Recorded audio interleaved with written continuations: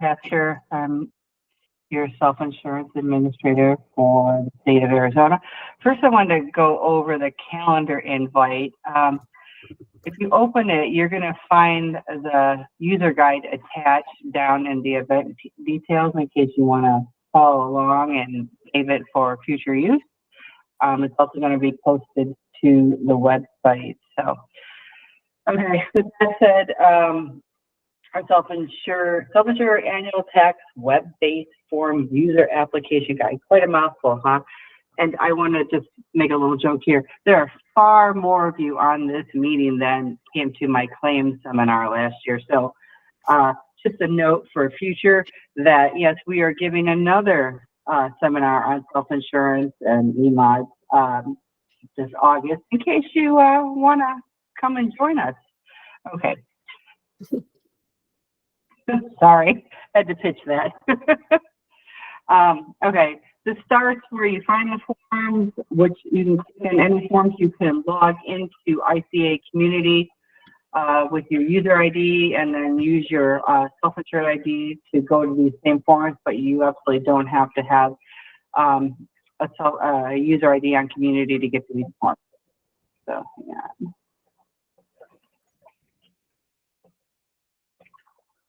Can I make the screen larger? Okay, Sheila, let me know. Does this work? How's that? Okay. All right, so like I said, all these forms are on the website. You can go to community and log in and you can still access these forms. You don't have to have the community user to get to the forms. If you're, Julie, question, because I don't remember, if you're a community user and you go to these forms, it should autofill for you? Yeah, correct. I'll show that also in my demo. All right. So that's the advantage of being a user. You don't have to fill out everything about yourself. Okay, and then you want to start, of course, with the mandatory forms for calculating your taxes are the payroll and the injury reports, okay? And then the medical report, you also need to do that for all plans. And if you're on a plan, hang on a second. Yeah, if you direct medical care, if you're on an ex-medical plan, you have to do the hospital report form, okay? So there's an extra lovely form for you. If you have questions about those forms, you can actually just contact us. So you enter your self-insured number on any of the forms, and then you confirm it. You check that form, of course, that you're using to make sure it's correct. Double check the information here. This is a test site here, so. Sorry. Are you admitting people, Julie? I am, yes. Okay. Yeah, no, you just go ahead. I have that part. Thank you. Okay. And then you can submit in two ways, of course. You can use a manual upload, which is the screen is going to look like this. It has all the categories that was on the manual form. Or you can do CSV, which I find to be easier. Of course, there was a little bit of a glitch in Sheila. You went through this, right, where you have to have your CSV file set to general. Okay. And here is the user guide form for the CSV upload for payroll. Okay, so this just follow this and tells you how many characters. This is what your IT people will be looking for. The template, of course, is located right here on the web page. Then when you go to upload files, click here. If you get an error report, and I don't have an example, or I do have an example in here, sorry, you need to download this issue report and then read through it to see where your errors are. So if you get some really weird, funky error that you don't understand, of course, feel free to contact us. Okay, and then once you are successful in uploading your CSV file or manual file, verify your information, make sure you click save, because the next button won't populate unless you hit save, okay? And then once everything's all good, you hit next and then submit. after you fill in this information, and this is information that will be pre-populated for you if you log into ICA Community. Okay, and then of course you will get an email afterwards with a PDF right here. So I want you to open this and then double check your information to make sure that it's populating correctly, that all the information you entered is accurate. If you get a PDF with some bad information, please let us know. You know, there might be a glitch or something, but or if you find that maybe you entered something wrong, please let us know on that too, so we can make some corrections for you. All right. Hey, Renee. Yeah. Sorry, just so everybody knows, Renee, I know she's going fast through this, but just to kind of show you guys the whole user guide that is available for you. So when you're doing this on your own, you can refer to this, but I'll also be giving a demo of all of these so that you guys can see it kind of in action as well. Yeah. Oh, and I'm Julie. Hi, everybody. I work with Renee. Julie's going to do a live demo for you all. Yeah, so I'm with Mindspan, and we do the support for the Salesforce processes out with ICA, and so I'll do a demo so that, just so you guys know, we're going to kind of quickly go through the guide, but then we'll do a demo so you can see it. Yeah, so this is just really high-level overview. So if you can read through the guide, and if you have questions, of course, let me know. I'm happy to help you out. Okay, so anyway, all the forms you enter them the same way using your SIID. Your SIID, let me just go there real quick, is located in case you don't have it, or for some reason you have what I call, a little lapse in memory, because it happens to me. And I'm like, oh my God, where's it at? I can't remember it. It is located, let me throw it here on the division page. So you're going to go divisions, administration, then accounting, and then it'll populate here. Then you want to go here, list of authorized self-insured employers. And all the numbers are in here. So, okay. So, that being said, always use that self-insured ID to enter on all the forms, click confirm, make sure all your information is correct, that you're accessing the correct self-insurer name, because we want you to enter on the correct file. One digit can mean the difference in entering somebody else's information on their account rather than on your self-insured account. Okay, medical account, you just walk through the categories, of course, and make sure you hit save and next. Complete the attestation. Of course, it'll be pre-populated for you if you log in through Community. Again, check your information in the email. If you don't get an email, look in your spam, and of course, then let us know if you don't receive the email with a copy of your form. So, kind of the same way that you're doing the quarterly taxes. So, excuse me. Injury report form. Same way, log in using your self-insured ID, hit confirm, check your information, click save and next. Okay, on here, this is important. Okay, so there are 4 tabs on the injury report form. So you can add claims manually for each year, or you can do the CSV upload. And anybody that has more than like 5 claims a year, it's going to be a little bit painful, may I suggest the CSV upload. So just make sure that you segregate each year and then upload for each year, okay? So here's the manual page, which is a lot of information to enter manually, unless you just have a few claims.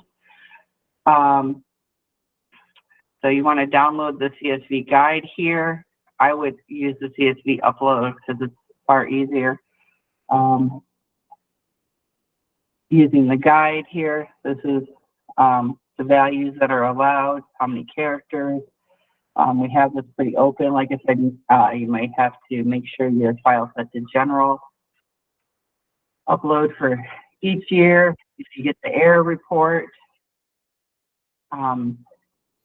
please double check those errors, download the issue report and see what your errors are, make the corrections, and then you can just re-upload. You make those changes. So if you for some reason submit and you don't upload all the injuries, let us know, because we probably have to delete and start over, let you start over. There's going to be a check here box right here, see? That if you do not have injuries for that page, just check this little box down here. So then we know, yeah, there's no injuries, because there's a few that may not have injuries on some of the years, some with a smaller claim level. If you need to change any of the information that has been uploaded, there's an edit button, and there's also a delete button over here. So you can go through that. And then the attestation page, which will be pre-populated if you use the community. If not, you're going to have to enter it all. And then make sure you submit. Make sure you get the email. Double check the information on the email, on the attachments. Make sure that's accurate. The hospital report form, of course, enter it the same way using your self-insured ID. And it's going to say hospital report form is required for the X medical plan or for employers that direct medical care. Okay, so if you direct medical care or on the X med plan or both, you have to complete this form. Okay, again, make sure all the information is correct when you populate it. You want to hit save and next. And when you go through this, you know, it'll prompt you based on whether you have the X medical plan or directing care. So there's a portion that you don't have to complete, I believe, for directing medical care. But if you don't have all the information that is required in this form, and I don't have the whole form posted here, you can just skip to the next category, because some of it isn't readily available. Because for some of those self-insured employers direct medical care, and you don't own a facility, you have to own a medical facility to be on the X medical plan. So you wouldn't have operating costs and whatnot. So it should prompt you just to go to the next section. Once the form is complete and submitted, make sure that you get the email and double check the information that is on the form that you completed in the PDF. Okay. And then, of course, that's here we have the filing submissions, and if you have any information, where to email. So, all right, Julie, that's it for me.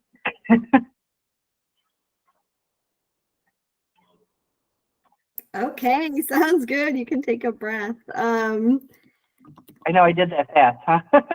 You did, but that was just got a good overview. I've been watching the chat to try to answer some of the questions, Renee. So I don't know if you can do that while I'm doing the demo. And I think somebody just asked about if there's going to be another session. We're recording this session, and so this will be posted. So if there's anybody who is actually doing this process for you or who is not on the call, they should just be able to watch this recording. So I am going to stop looking at the chats. That posted to the ICA website. When you go to the ICA webpage, go to divisions, go to accounting, scroll down to self-insurance and tax, and it will be posted under the tax section. It's reporting. Okay, so yeah, so Renee, if you can kind of watch the chat, that would be great.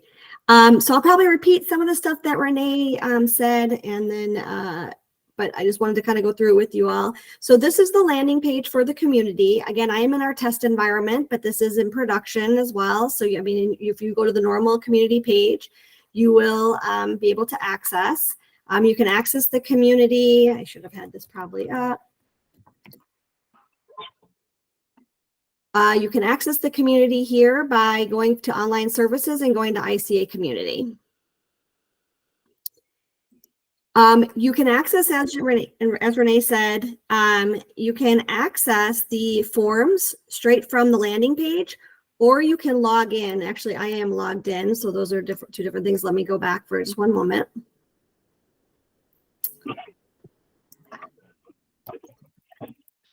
So I know some people are asking about if they need to be a community member or not. So you do not need to be a community member to access the forms. You just need to have your SIID. So you can access them here from this page, or you can log in. And as Renee said, if you log in, when you get to the third page, the submittal page, it'll take your username, your first name, last name, email, phone, anything that's on your community user record, and it will populate that for you. So it might just help with the entry. So as Renee said, we have the 4 annual forms. So that you guys know, payroll and injury are the forms that are required for ICA to start doing the review. Medical will be required in order to kind of complete the processing of the taxes. And the hospital form will only be required for those self-insured employers that are on directed medical care equals yes or X medical plan. And Renee, I know you're going to correct me in any place I go wrong. So I'm going to start with the annual payroll form. And so I'm going to enter my test ID here, my self-insured ID, and hit the next button. Just again, you want to confirm that, yes, I am entering taxes for the test SIE carrier. Make sure that your SIE is listed there. And then here, none of this information is editable. So you just want to verify that, again, you're entering your tax filing for the correct company. So I'm going to hit save and next. And so when you get to this page, you have the two different ways you can add payroll. So you can add payroll manually by just entering the fields, or we can do the CSV upload. So payroll is a little bit, it's a lot less than the injuries. So it's kind of up to you how many, if you want to use CSV upload, or if you just want to add them manually. So we have the ability to do some validation on here. We do have required fields marked by the red star. So you can't submit anything that has all zeros, and you have to have valid payroll codes. So if I want to do this, I can just say, okay, for 8742, regular pay of 10,000, add payroll. And it's going to say it's not a valid code. So, which I'm not sure by the, oops. And it's a demo, so we'll always, something will come up. Renee, I thought I tested this before, but maybe 00. How about this one? Well, let me show you something else. So class codes that are valid are listed here. 8810 is a valid class code. I know they all are. Look at what's going on here. Oh, I just did this yesterday, everybody. Let me, give me 1 second while I go in and make a change. Hold on 1 second. I'm going to pause my sharing. As you all can tell, this is our first year going live with the web form. So if you encounter weird stuff, please let us know.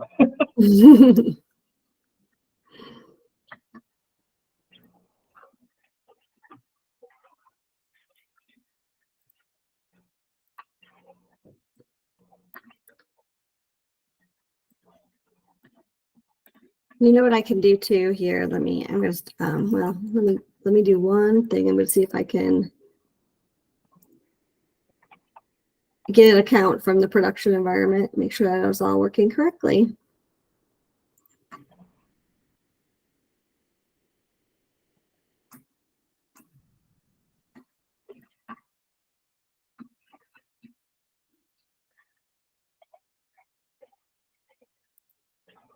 Okay, I have one. I'm going to try one more thing before I go on to a different form, just to kind of keep the recording and the webinar going.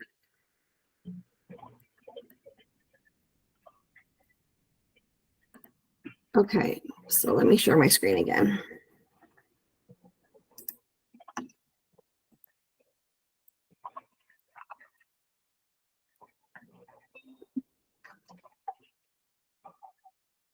Okay, so I am going to try this again. I'm going to go into payroll. I'm not sure if this will resolve the issue, but it looks like something was probably updated in our test environment that caused a problem. So here I'm going now. I'm actually in production here in this azica.my.site.com, and we do have another test account here that I'm using.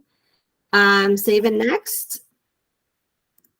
And yes, okay, so in production here, we do have a listing here of all of the valid class codes. And then I also did want to show you guys that the guide that Renee was showing is right here on this download guide. So if you select this, you will get access to and be able to download that guide. And like we said, we'll also post this on the website in case you don't have a community login. But okay, let's try this again. So now I can go back to all my notes that I had prepared. Well, now you saw the validation that if it isn't a valid code, if you guys do run into any problems like that something should be valid, please contact us. And there's a class code guide on the side right there, right? Yep, I just showed that. Sorry. No, it's okay. So you can add payroll here. So if you want to, if you have 3 lines of payroll, you can just keep adding, in payroll. Depending on how much, how many lines you have, this might be the easiest way to do it for everybody. But if not, if you have a lot of lines, or when we get to the injury, we can also do an upload. So as Renee said before, you can save and hit the next. You can edit here. If you need to edit a line, it just opens it up, or you can delete a line. And so I'm just going to delete these 2. And then I'm going to show you also if you want to upload payroll. The other thing is that once you've entered into one of these forms, you have saved this form in draft mode. So you can come back to this form if you hit save. So again, I think that'll be more on your injuries, but if you did have payrolls, you notice there's a problem, you've entered some of them, not all of them, you can hit the save, exit out of this form, don't submit it, just go back to home, and it will save that information for the next time you access it. If you've submitted the form, you will not be able to re-access that form because that could already be in process of being reviewed by ICA. So if you've submitted it and see problems, please contact the ICA. So here's the CSV import process. Please read these directions. They're pretty thorough, but we provided a download CSV template. So you want to use this template in order to enter your data because it does require that the columns are in a certain order, that the column names are named a certain way. So you definitely want to include, do everything in this template. Hey, Julie. Mm-hmm. When you get done with this, can you show them just briefly how to save an Excel file or the CSV? Oh, sure. Yeah, no problem. Okay, so what I'm going to do is actually I'm gonna go to my payroll report.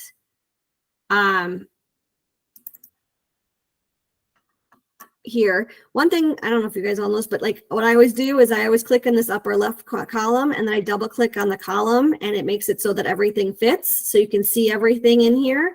Renee did say something, and yes, Sheila helped us out with one of the issues. Thank you very much. We did have it where some of these these columns can now be general or currency and format, and they both will be successful. But in order to save, so if you fill out the Excel spreadsheet, you can go ahead and do save as. And when you do a save as, just down here, it'll usually probably start here with the Excel workbook, and you can just save it as a CSV. And by doing that, that's what the format we would like when you guys upload. So I'm going to not save that for right now. So I'm going to show you 2 things. I'm going to show you some validations and issues and then show you a successful file. So if we do upload files here at the bottom, so again, please always start with that template, and then you could use that template year to year, unless we make some changes, but always start with that template. And then I'm going to go ahead and select the file that I want to upload. And right down here, it'll give you an error if there's any problems with the file or the data. So the first error I have here is that if you read here, it says there are extra columns in the uploaded CSV file. Make sure that the columns specified in the template are present in the file. So that shows me, so that tells me, okay, there's no download anything. It's just saying, go to your file. And if you notice here, I'm going to do what I did before. You can compare the file to the download and see how I have a J column here that's comments. that's causing the error. So once I delete that, I guess I could have showed it this way. Do a save as, make sure it's CSV, and I can hit save. And then I can close this off and re-upload it. One thing that's a little bit confusing and we need to see, because we're not refreshing this page, like you guys aren't moving to a different page or anything, this error stays here. You can then go ahead and re-upload the file again. And then it might, you couldn't see anything, but it actually changed. So if you notice, there is please fix any data issues and re-upload the CSV file, and it's giving us an issue report. So I'm going to download the issue report, and I'm going to open that up and show you guys how you can see the errors that have come up. So this is the payroll error report. And again, I'm going to just kind of make sure that all the columns are justified. And so if you scroll to the right, the last column will be the error column. And it says the payroll classification code of 777 is invalid. So we're trying to do some validations on the front end so that everybody submits good data. So I can go ahead and I can change this payroll code to be a correct code. If you do that and you make the changes in the payroll error file, you need to get rid of this final error column. Or you should go back to your original file, make the changes, and re-upload that file, if that makes sense. Okay, so I'm just going to close this out for demo purposes. I have another item here. And I think Julie, can you make your screen larger? They're saying they can't see very well. All right, I just saw that, and so I will try to do that. I'm going to add, see, it's not just me saying that all the time. I always give Renee a hard time. All right, so here I'm going to upload the file, and I'm going to find my payroll template. And so if all the data is great, you're going to get this nice big success validation, has been validated successfully, and then you can add to table. Don't close there. Make sure you add it to table. And what that'll do is that'll add all the lines to the table. Okay. Once that all looks good, you can go ahead and hit save. And then you notice once it's saved, now the next button will be enabled. So you can hit next. One other thing I just want to show you real quickly is you can upload by CSV. And if you go, oh my gosh, one of them is missing, you can also add a manual. So it just keeps adding to the table. All right. And then when you go here, as you can see, I logged in as Julie Yahoo Hill. And so my data that's on my community user record is already populated here. So it's kind of a nice benefit. So you don't have to enter it every time. So I'm going to say I'm a tester. There also is an alternate contact name and an alternate email address. We do validate to make sure they are not the same as these. This is just for our information to in order for us to have multiple people to call if there are any problems. So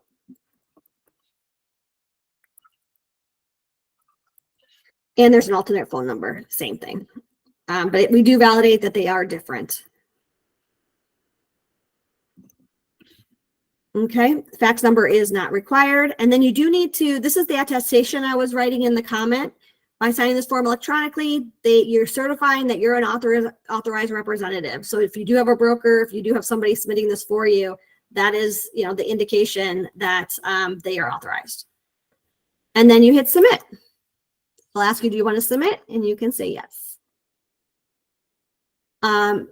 As Renee said, once this is submitted, you will get that the person who is the name and the main contact email will get an email confirmation with a PDF for your records. And I can probably. Hey, Julie, can I interrupt for 1 second? Yes, you can, because it's good breaking point. Okay. Let me just share real quick here. I'm just going to share my full screen over here, and I'm going to I just wanted to say for those that are having some issues, okay, when you want to make the screen larger, if you go up here, I don't know if you can see if you go up here and you click that, the three, whatever ellipsis buttons, scroll down to zoom and you make this smaller, it makes your view screen bigger for the person presenting. I have no idea why Google is backwards like this, but it is. I do this all the time because, as I just said, I always say, I can't see because it's so tiny, and then it makes me feel like I'm much blinder than I am. So, but the larger you make your screen, the smaller it makes this viewpoint right here in the center. So you want to make this, take this down to 25, and it'll make this screen presentation larger for you. And then, of course, when you're done, you're going to have to make your screen bigger so you can see what you're doing on the buttons. But anyway, I hope that helps everyone. Thanks. Okay, I'm going to go ahead and share my screen again.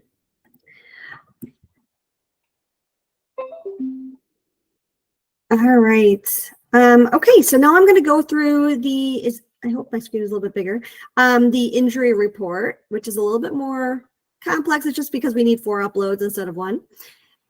So again, I'm going to use, okay, good. I have it in my 2 for it. I'm going to use my WC Tax SI test company here.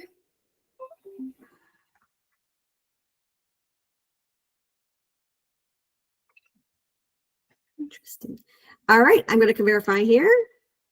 And then as Renee showed you guys earlier, there are 4 tabs for injuries for each of the 4 years. So we require on each tab to either you guys add a claim, upload claims, or check the box stating there are no injuries for that year. Okay.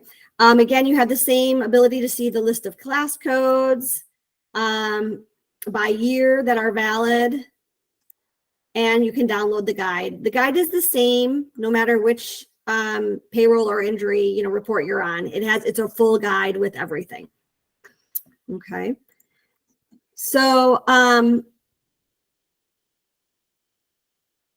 just kind of looking through. Okay, so here again, you can add a claim. As you guys can see, as you guys know, there's a lot of fields here. So unless you only have a few injuries, we're really probably going to suggest that you guys do the CSV. But wanted to make sure that you can enter all of these. Plus, you'll have validations, making sure the required fields are valid.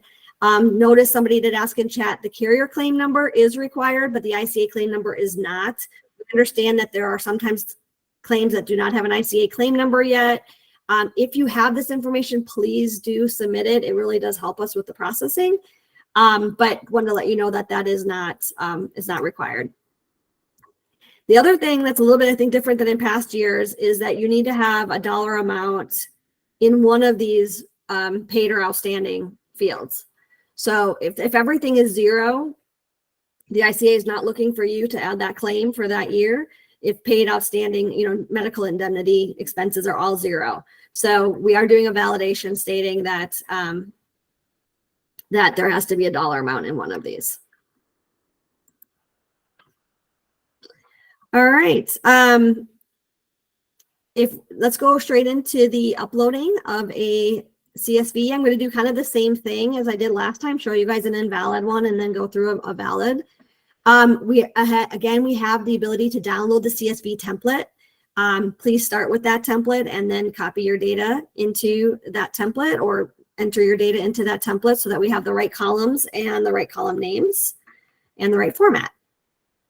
But here I'm going to go ahead and do upload a file.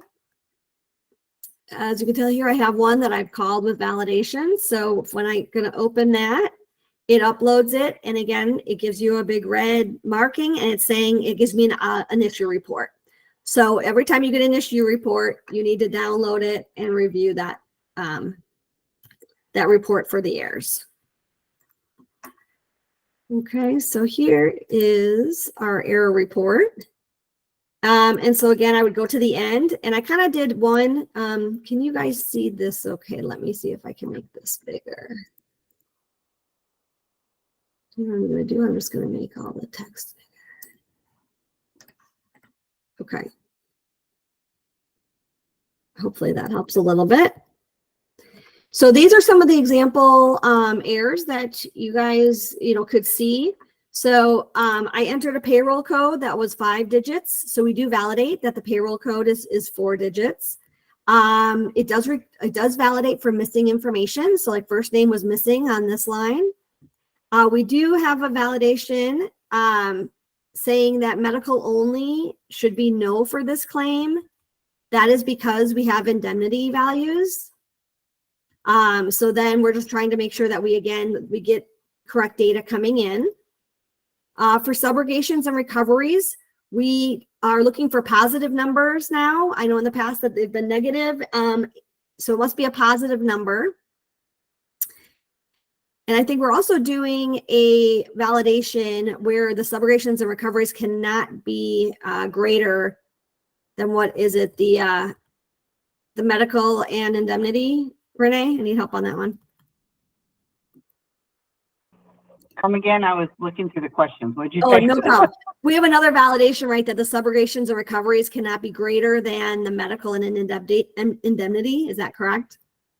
Yeah, that's correct, because here's the thing, the expenses, a lot of times the subrogations are including any kind of like expense recovery too, and so that is not allowable because it decreases the medical and the indemnity. So and also because sometimes it's like some things are just coded on the TPA side to an incorrect category, and that has to be fixed. So yeah, we can't.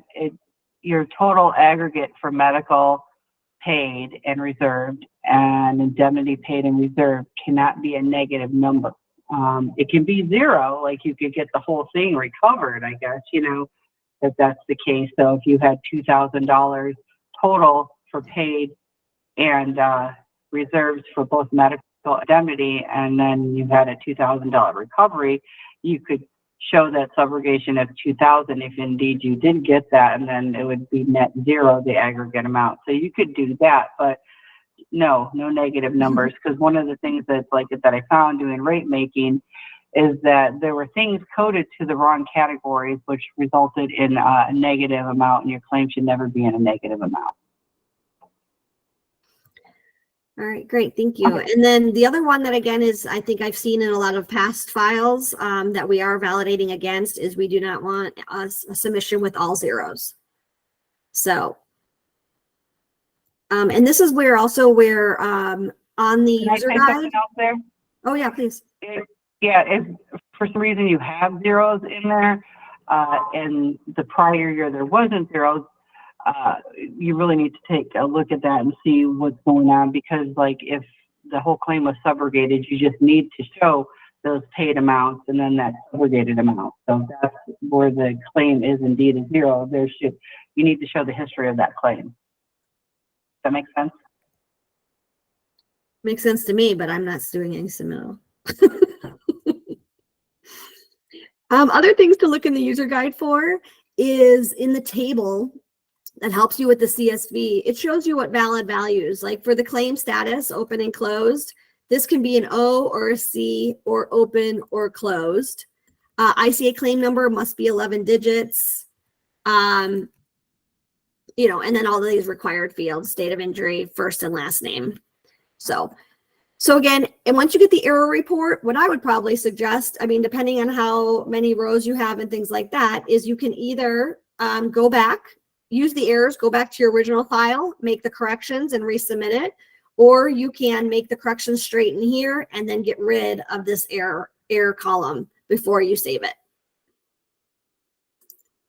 Okay, so I'm just going to close that up and add a new one. So, and remember, again, we're something I'm going to look at, but because we're not refreshing the page right now, this is still here. So, but you can upload the files. And if you upload a file again and it still stays red, it means that you have a new issue. So download the issue report again. It'll have a new error number, and then look at those errors. So once you, so you may have to submit the file depending on, what errors you're having multiple times. Just note that because this red is there, it's not like nothing is going on. If you upload it again, like I'm just going to show you, sorry. If I upload this file again, it kind of did a little, like it kind of refreshed a little bit, and this is a new issue report. So if you keep getting this red, even though after you upload, just go ahead and do a new issue report. Now I'm on error 13. Okay. Once you fixed them all, you can go ahead and do your, I'm on 2023, remember, so I want to pick my injury 2023, and it says success, your file has been successful. There's a total of 5 rows. You select add to table. So now you can see I'm on the 2023 tab, and I have the 5 rows that have been submitted, and it gives you a little bit of a, the grid that gives you the summary, you know, of the 1999 and under, medical only, 999 and under, and 10,000 and over. So if this looks good, 2023 looks good, you can go ahead and hit save. Okay. You can go to all the others and do one save. I would recommend, if you know this looks good and you have a lot going on, I just don't want things to time out and you to lose your data. So I would recommend saving after each one. So now if I go to 2022. Hey, Julie? Yeah. Can I interrupt again? Yes. I thought this might be a question. So medical only, we don't have the wire yet, no indicator in there anymore, right? We go back Yep. to your 2023 template. We do in the file. Okay, I wasn't sure if it was in there or not. I forgot. Yeah, no, yeah. So if I go here to 2022 and if I add a claim, we have a validation to make sure that, you know, that it's correct based on indemnity, but we still are asking about medical only, yes and no. Right, but then, you know, but the validate, that's why I talk about the validation, is that it's like if there's, you know, even a penny of indemnity in there, it's going to flag it. Correct. In paid or reserved. Okay. All right. So again, when you go to 2022, you can add a claim here, or you can upload claims, or you can check here if there was no if there were no injuries. So if I wanted to upload a claim, I'd come down here. If I'm using that same file, I just save as, put in my new 2022, select my 2022 data, and hopefully you just get the success. And you have to add to table, and then of course you would want to hit save. Okay, just for the demo, I'm going to say 2021, there were no injuries, and 2020, there were no injuries. Allows me to save it and then go ahead and hit the next. Again, since I'm logged in, it already populated my data. I just have to enter in the data that we aren't holding on the community contact.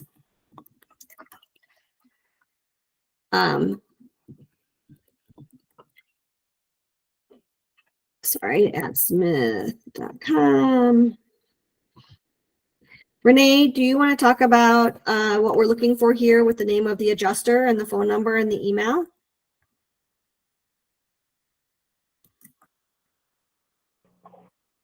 Yeah, we're looking for who's filing this information. So then if there's a problem with it, we can contact you directly. So that's what we're looking for. Okay. But that is required. So we are looking for somebody, because we know that the submitter could be different than who the adjuster is. So it might end up being that the submitter or the ultimate email address might be the same. But we just want to make sure that we're getting this this information in case we have any questions. All right. And then we would go ahead and hit submit. And again, we're going to get an email with a PDF confirmation. One of the things to note on the injuries is that we are not sending emails through encryption. So when you're getting the email confirmation, you're just getting a summary level confirmation of the claims and the totals, so that we don't provide claim information, you know, over email. So if you need questions on detail, you know, you can let us know, but hopefully you have your own files that you've submitted for the detail aspect of that. So just to show you guys the payroll email that I received. So this is the payroll. It just says the payroll form has been submitted successfully. If I open up the form, it's just a PDF form so that you can download it and keep it for your records. Okay, and once I get the injury one, I will show you that so you can see the summary level confirmation. Ah, look at that, so quick. It's already here. Okay, here is the SIE injury submitted successfully. And so what we're giving you is just the grid showing you the medical indemnity columns and then the summary, the total of claims by dollar amount here. And so 2023 and 2022, I submitted claims. I did not submit for 21 and 20. I did that checkbox. So I don't have a grid for those. But any year that you're submitting claims, you will have a grid for that year. And we did put here, note, only summary data is provided due to security reasons. Detailed data can be provided upon request. Okay, how are we doing on time? We got 9 minutes. Quickly, just to go through payroll and injury, like I don't know, Renee, if you want, but these would probably be the most important because that starts the ICA review. Medical report is the next one, that is required for all taxes in order for them to be completed. We do start the review before the medical comes in. But again, same process here. These are a little bit easier. There's no CSV uploads. It's just, entering in the values that you have here.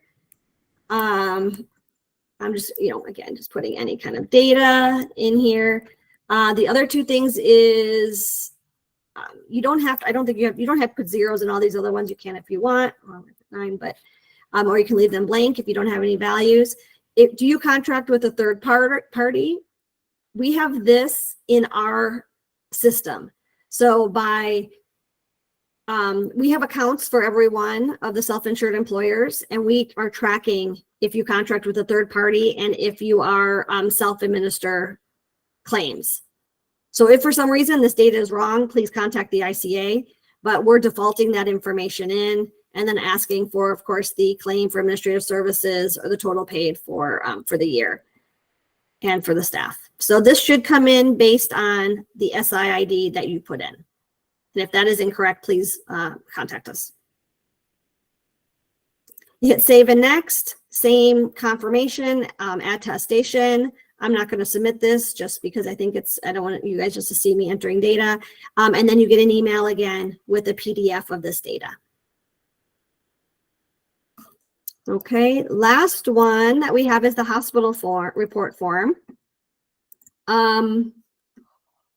So Renee, I was going to show the validation. Let me see what we got here. So we only are asking people to do the hospital form. We're only accepting submittals. As I mentioned earlier, if the SI employer is a directed medical care equals yes, or on the X medical plan. So Right. So this one is not on the X medical plan. So I'm just going to go through this and then I'll show you guys the validation. But so here, this self-insured ID directs medical care. That's why it's requiring that I submit the hospital report.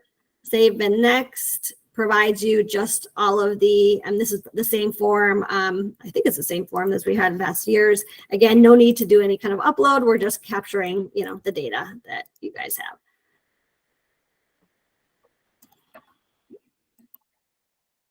And it automatically adds it up for you at the end. Excuse me. Oh, and there's 2 pages of it. I haven't done this one for a little bit. So when you hit save and next, it goes on to another page. And then you have, again, the same data that we're asking for, attestation and submit. So if I go look, do we have a SIID that does not need the hospital? I can go look for one real quick, but I'm just going to look at my notes to see if there's anything else that we needed to talk about. I think that's all I had, Renee, besides, just knowing that if it's I was just going to show the last validation here that if you don't need to submit the hospital form, we don't allow you to submit the hospital form. Right. So Renee, do you have off the top of your, oh boy, off the top of your head, it's going to be a hard thing to do. Let me think. I'm trying to find somebody who. What, right. what are you looking for? I'm going to use. You want to use my test one, 248? I'm going to use freight. So I think if I hit next here and it says ABF freight, confirm. Oh, maybe I hit the wrong one. Maybe they are responsible to do that one. Yeah, which one do you have? It doesn't matter. It should stop you saying you do not have to do it. 248. I don't have mine checked that it's, yeah. Yeah. 00248. Oh, that's the one I did. So did you You uncheck did it? 248? Mm-hmm. 00248? Yep. Yeah, it's not. I didn't set it up to do that, so. So Do you want it to direct medical care or be on the X medical plan? What? no, I wanted to show the validation that they aren't allowed to submit the hospital. Okay, here, now I took it off. Go ahead. Thanks. Or wait, I'll change the tax plan too, because it's like it's on that one. Okay. And go. Oh, I did it too early. Sorry, everybody. You're like watching us. I might have to, you know what? Sorry. It's not going to work until I refresh. All right, so It doesn't, it holds it saying, yes, you can do this. All right. It says hospital form is only required for X medical tax plan and directed medical care. Sorry, that took a lot to show you that little message. But if you get this, say okay, and you don't have to submit that form. So I think, Renee, that's or if you think it's long, let me know.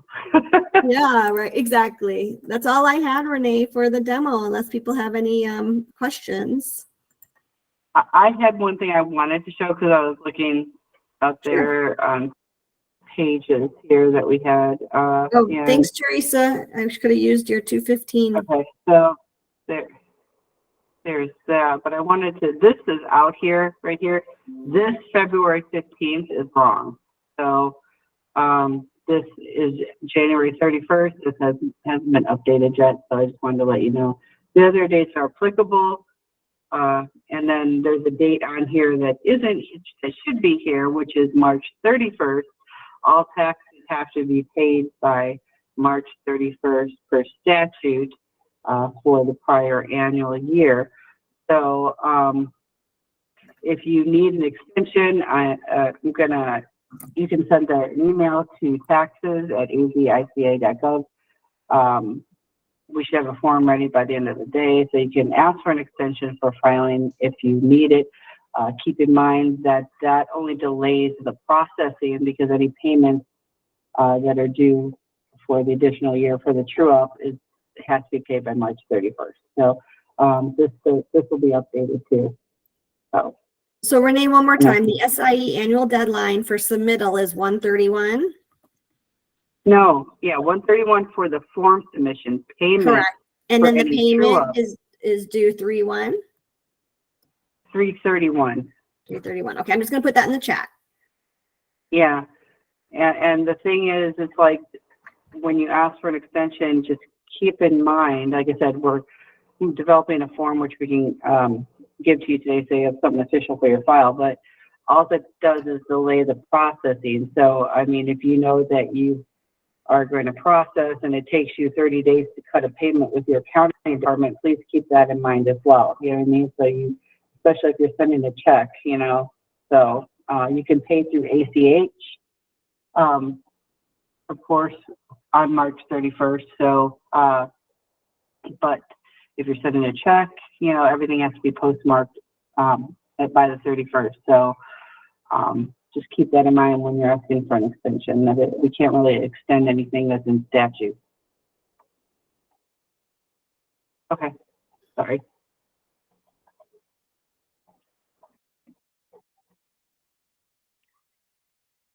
Any other questions?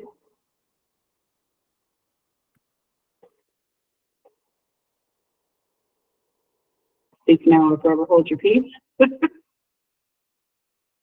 Sounds like a marriage, huh?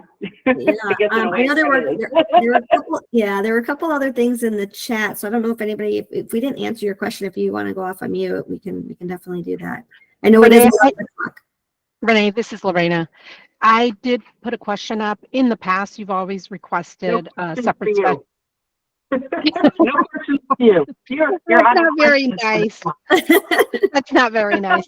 So the ICA has always required a backup file or spreadsheet for the payroll. Will you also require that this year, or just whatever we submit electronically?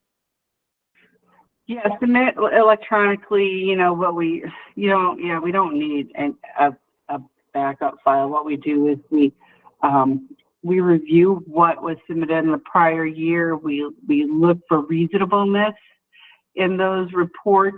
You know, why did something just, you know, drastically go down or go up? You know what I mean? Sometimes one of the problems is that self-insurers are unable to extract their overtime or other things from their regular pay. You know, we basically look for reasonableness. And the thing is, like, if some class code went down a lot and maybe one went up, we're thinking, did you mix this bag? Is there a reporting problem? You know, maybe there's attrition. You know, you have to work with us, you know, to kind of, as we go through the audit. Yeah, so Renee, you'll reach out to them if you find that there's something that you guys have a question on, but for now, we're not requiring any backup, correct? Right, and then the same thing goes for the claims. So if you have missing claims, all of a sudden on your injury reports, that shouldn't really happen. So like I said, the claims just don't disappear, you know what I mean? So there's probably a reporting problem or something. So we look, if a claim is closed, one of the things that should always remain stable are the paid amounts, unless you have some kind of subrogation or recovery, you know, which you would be showing in that subrogation and recovery tab. And so then the aggregate amount of that claim would decrease based on that. But the EMOD is still uses closed claims as part of its calculation. So if there's anything just arbitrarily missing, because it happens where it's like, oh, well, we think we should include it as a closed claim. Now you need to still include those closed claims. Or if suddenly, I don't know, if the reserves are zero and the claim is still open, we may ask the question and you maybe come back and say, hey, well, we still have the claim as open because, you know, we're waiting for some bills and we're not exactly sure what they are. So, you know, things like that. We just, like I said, in everything, we're looking for reasonableness. So please also keep in mind that your injury report has to have corresponding payroll class codes. So all class codes used on the injury report need to be used on the payroll report for each year. So if you go to, like, let's say 2020, and maybe you had a class code that you decided you needed to reclass, and then moving forward, you reclass that injury for 2020 to that new class code, but it didn't exist in 2020, you still have to go back and fix that to the old class code, okay? Because there has to be a one-to-one crosswalk, okay? And that is for rate making for our self-insured employers. So you really want your information to be as accurate as possible because it adds credibility to the data. Starting to sound like an actuary, Julie. I know, yeah. Yeah. Just because we're at 11:04, does anybody else have any other questions?